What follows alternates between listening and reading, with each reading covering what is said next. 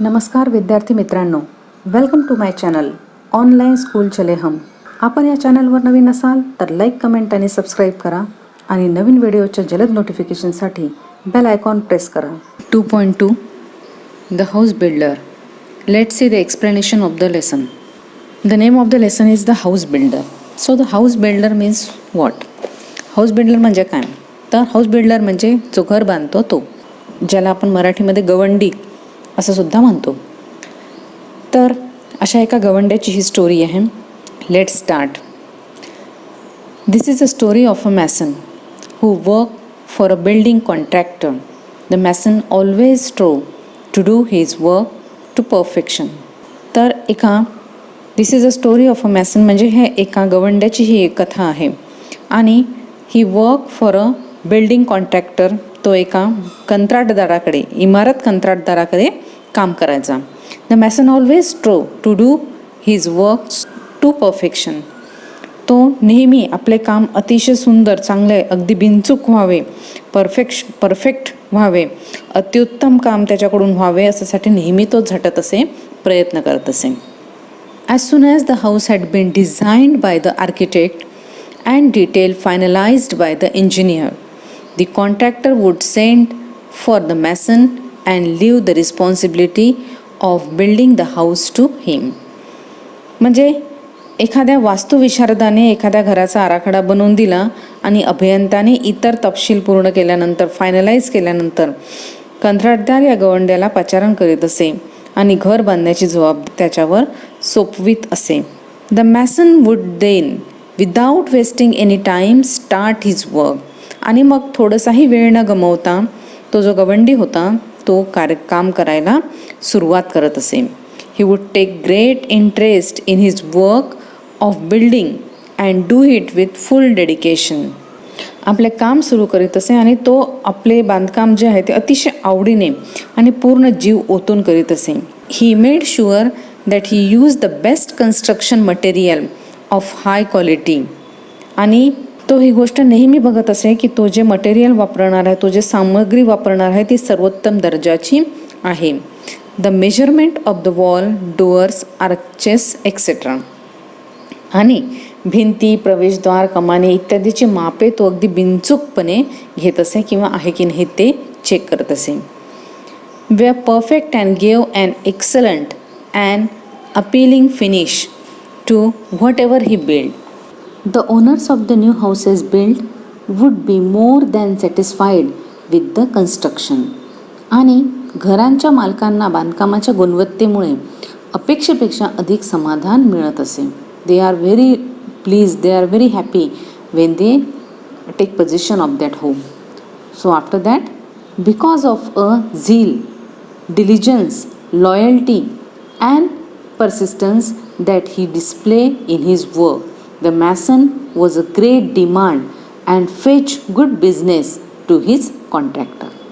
अगदी त्याचे कामाप्रती असलेला उत्साह, झेल म्हणजे उत्साह, देन डिलिजन्स म्हणजे मेहनत, आणि परसिवरन्स म्हणजे त्याने कामात दाखवलेले सातत्य, यामुळे त्या गवंड्याला खूपच मागणी असायची आणि त्यामुळे कंत्राटदाराचा धंदाही खूप तेजीत असायचा.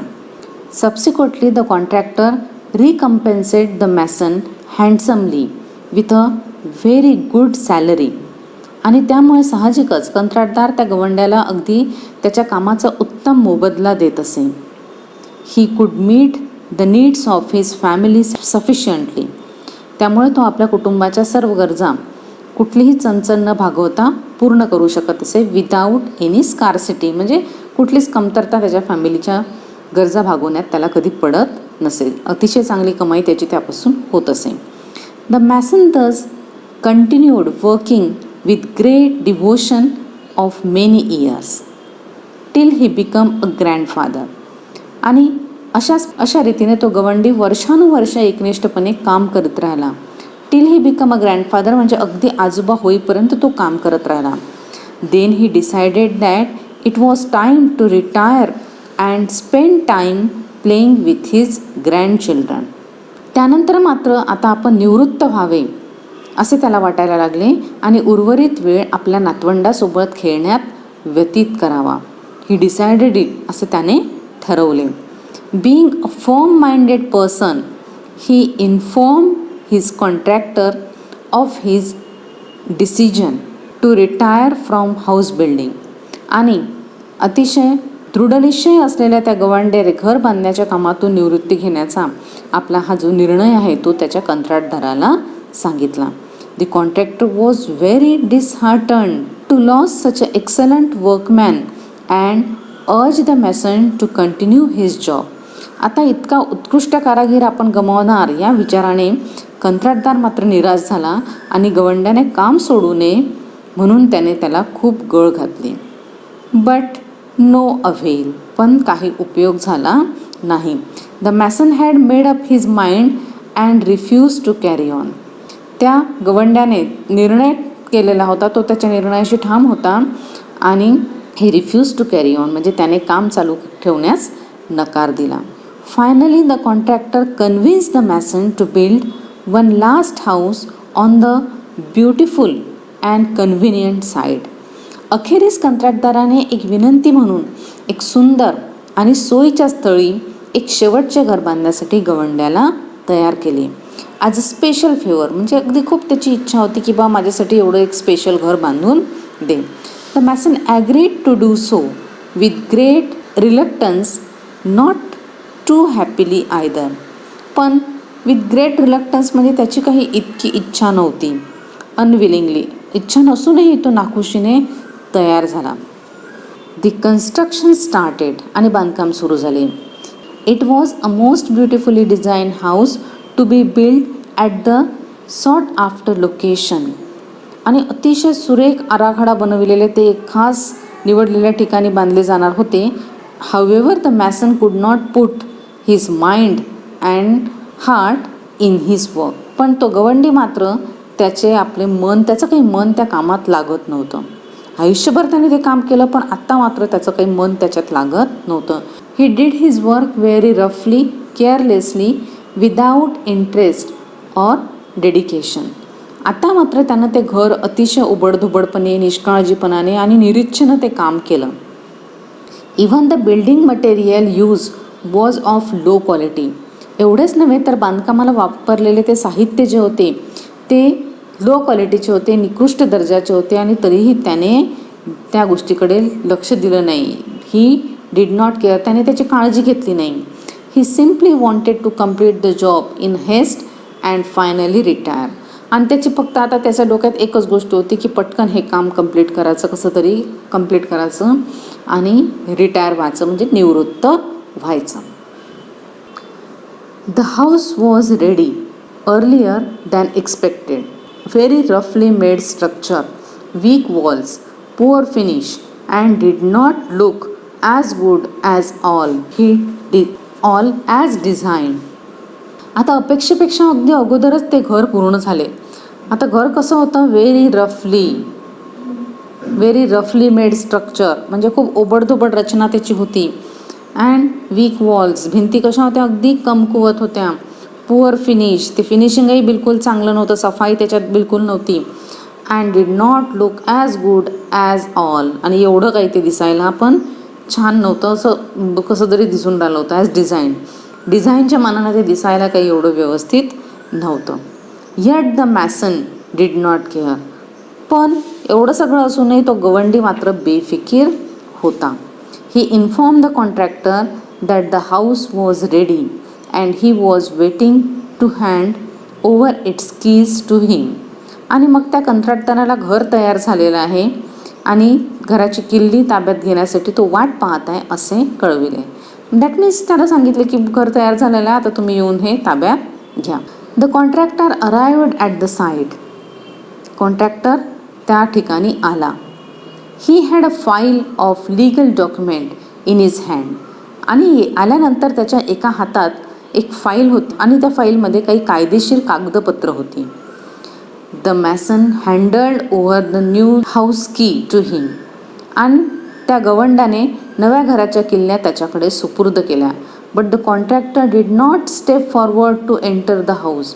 पण कॉन्ट्रॅक्टर काही ते घर पाहायला पुढे आला नाही. To see it, instead with a broad smile he handed over the file along with the house keys to the mason and said. आणि मग काय केलं त्यांनी की त्यांनी त्या घर तर काही पाहायसाठी तो आतमध्ये आला नाही, पण त्याच्या हातातली फाईल त्याच्या घराच्या किल्ल्यासकट त्या गवंड्याकडे सोपविली आणि म्हणाला, हर्षभरित म्हणाला, बीमिंग म्हणजे खूप आनंद झाला आणि खूप आनंदित होऊन त्याने म्हटलं. बीमिंगचा अर्थ इथे दिला आहे smiling with a great Joy. खूप आनंदित होऊन हॅपी होऊन तो त्याला म्हणाला, खूपच खुश होऊन तो त्याला म्हणाला, these are the ownership document of this new house in your name. आणि तो पुढे त्याला म्हणाला की हे नवे घर तुझ्या नावावर करणारी ही कागदपत्र आहेत. The house is your. आता हे घर तुझं आहे. I had planned it as a gift for you. आणि मी तुला गिफ्ट देण्यासाठी म्हणून हे घर बांधलेलं होतं. बघा, आयुष्यभर त्याच्याकडे काम त्यांनी केलं आणि त्यांना खूप चांगला रिस्पॉन्स म्हणा किंवा त्या कंत्राटदाराला खूप फायदा त्याच्यामुळे झाला होता. आणि म्हणून सरते शेवटी आपणही याला काहीतरी गिफ्ट दिलं पाहिजे म्हणून त्यांनी त्याच्याकडून ते घर बांधून घेतलेलं होतं. आत्ता मला एक सांगा, त्या गवंड्याला, त्या हाऊस बिल्डरला त्या क्षणाला काय वाटलं असेल? खरंच त्याला त्याचा आनंद घेता आला असेल का? नाही. कारण ते जे घर त्याला मिळालं होतं ते त्याला स्वतःलाही माहिती होतं की त्याने ते चांगल्या पद्धतीनं बांधलं नाही. आणि मग मित्रांनो, याच्यात आपण या गोष्टीतून काय मेसेज घेऊ शकतो? तर मेसेज आपण एवढंच घेऊ शकतो की आपण जितकंही काम आयुष्यात करूया, जोपर्यंत आपल्या जीवात जीव आहे तोपर्यंत आपण जे काम करणार आहोत ते आपण प्रॉपर याच्यामध्ये डेडिकेशननी आपण ते कार्य कंप्लीट करायला पाहिजे. 2.2 the house builder margin question. Question number 1. Why was a mason a very good workman? किंवा तो गवंडी एक चांगला कारागीर होता का? आणि उत्तर आहे, he started his work without wasting his time. तो त्याचं काम अतिशय वेळ न दवडता चालू करत असे. ही टूक great interest in his work of building and work with full dedication. खूप मन लावून तो त्याचं कार्य करत असे आणि खूप इंटरेस्ट नाही म्हणजे खूपच काळजीपूर्वक तो त्याचं काम करत असे. ही used high quality construction material. आणि त्या कन्स्ट्रक्शनसाठी जे मटेरियल असायचं ते सुद्धा तो खूप हाय क्वालिटीचं वापरायचा. His measurement of every part of the structure was perfect and his finishing touch to everything was excellent. त्याचे जे मेजरमेंट्स असायचे ते अगदी परफेक्ट मेजरमेंट तो प्रत्येक स्ट्रक्चरचं घ्यायचा आणि जे फिनिशिंग असायचं ते खूप एक्सलंट दर्जाचं, चांगल्या उत्तुच्च दर्जाचं असायचं. हिज झील, diligence, loyalty and persistence and all his work made him a good workman. त्याचा जो आनंद असायचा, त्याचं जे डिलिजन्स म्हणजे ज्याला आपण त्याच्या कामाप्रती असलेला उत्साह, मेहनत आणि दाखवलेल्या सातत्यामुळे त्या गवंड्याला खूपच मागणी असायची. Question number 2. What sudden decision did the mason take? The mason took the decision of taking retirement. तर त्या गवंडाने निवृत्त होण्याचा डिसिजन घेतला.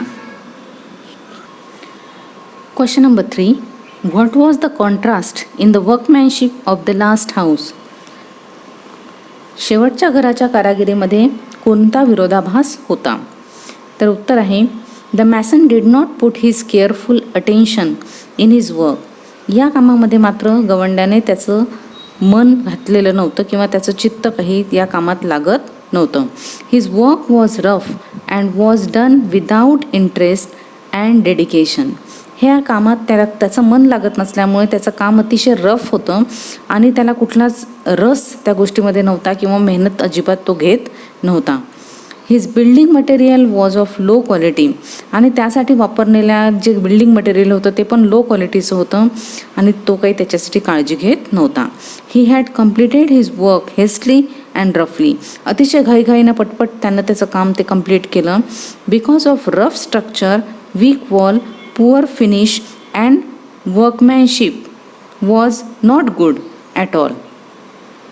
आणि या कामाचं जे स्ट्रक्चर होतं ते रफ होतं, भिंती कमकुवत होत्या, फिनिशिंगही चांगलं नव्हतं आणि त्यामुळे वर्कमॅनशिप त्याने स्वतःच जे काम केलं होतं ते अगदी निकृष्ट दर्जाचं होतं आणि डिझाईन मात्र खूप सुंदर होतं, पण ते काम खूप निकृष्ट दर्जाचं झालेलं होतं. So it was far away from his original workmanship. पण त्याची जी ओरिजिनल वर्कमॅनशिप होती त्यापेक्षा हे जे काम होतं हे खूप वेगळं होतं. हा फरक इथे आपल्याला जाणवतो. यानंतरच्या इंग्लिश वर्कशॉपसाठी नेक्स्ट व्हिडिओमध्ये भेटूया. Till then be safe and good bye.